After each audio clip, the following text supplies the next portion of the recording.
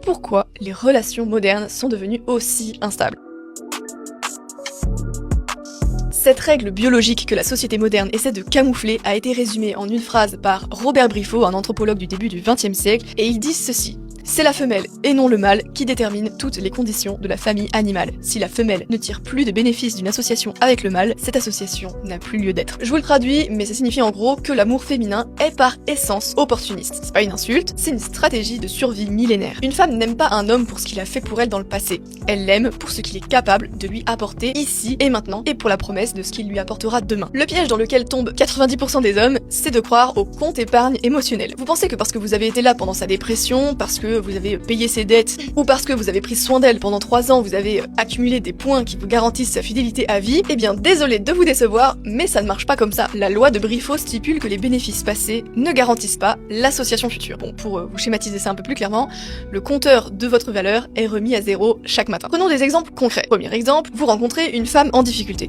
Vous l'aidez à remonter la pente, vous lui redonnez confiance en elle, vous l'installez dans un confort qu'elle n'avait pas, puis une fois qu'elle est stabilisée et qu'elle a grandi grâce à vous, elle vous quitte. Pourquoi? Eh bien parce que l'utilité que vous aviez pour elle est terminée. Elle regarde maintenant plus haut vers un homme qui correspond à sa nouvelle version d'elle-même. Votre investissement passé n'a plus de valeur marchande. Deuxième exemple, vous êtes un homme qui réussit, vous êtes ambitieux, vous séduisez une femme de haut niveau, et puis vous vous reposez sur vos lauriers. Vous devenez casanier, vous prenez du bide, vous arrêtez de charbonner, bref, vous devenez prévisible. Vous vous dites, bon, elle-même, elle restera. Sauf que non. Selon la loi de Briffaut, le bénéfice de l'association, le statut, l'ambition, l'énergie masculine a disparu. Elle commencera à ressentir du mépris, puis de l'indifférence avant de rompre. Elle ne se souviendra pas de l'homme brillant que vous étiez, elle ne verra que l'homme inutile que vous êtes devenu. Bon, ok, si vous ne voulez pas finir en PLS, il y a 3 trucs vitaux que vous devez comprendre sur ce logiciel.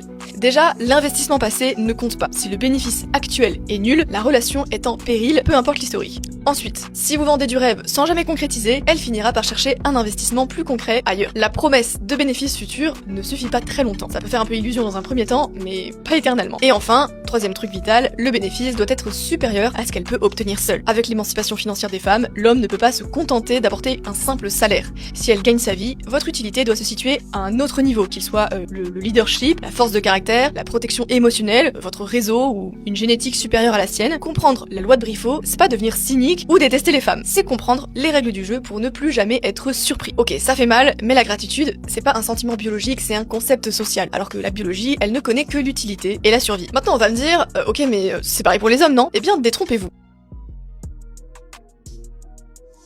Un homme et une femme ne quittent pas pour les mêmes raisons parce qu'ils n'évaluent pas la valeur de l'autre sur la même échelle. L'homme par nature, c'est un protecteur et un bâtisseur de foyer. Un homme, c'est un conservateur. Il veut garder ce qu'il a bâti. Tant qu'il y a de la reconnaissance, du respect et de la fidélité, l'homme peut rester sur le navire parce qu'il sait ce qu'il y a investi. Alors attention, ne tombons pas dans l'idéalisation. Si un homme reste avec une femme qui ne désire plus du tout ou qui ne lui apporte rien, c'est pas toujours par pure noblesse, mais parce que le coût du changement est trop élevé. Divorcer, c'est perdre la moitié de son patrimoine, c'est voir ses gosses un week-end sur 2, c'est retourner sur un marché de la séduction ultra compétitif où il n'est pas sûr de gagner. L'homme a parfois tendance à idéaliser sa loyauté, mais souvent c'est juste de la complaisance. Il reste parce que c'est confortable. L'homme est un accumulateur. Il préfère garder son confort et sa routine, mais quitte à chercher son plaisir ailleurs tout en gardant sa femme à la maison. Donc le mec qui se voit comme un capitaine héroïque qui coule avec son navire, c'est souvent aussi parce qu'il n'a simplement nulle part où aller. Si demain cet homme devient un top 1% avec des options illimitées, je peux vous dire que sa loyauté envers sa femme qu'il a soutenue au début va être mise à rude épreuve. Retournons à la femme qui, elle, sous l'influence de la loi de Briffaut, regarde toujours vers l'avant. Sa biologie ne lui permet pas le luxe du romantisme nostalgique. Elle évalue l'homme sur son utilité présente et future. Donc, si vous perdez votre leadership, si vous perdez votre force, votre ambition, son respect pour vous s'éteint.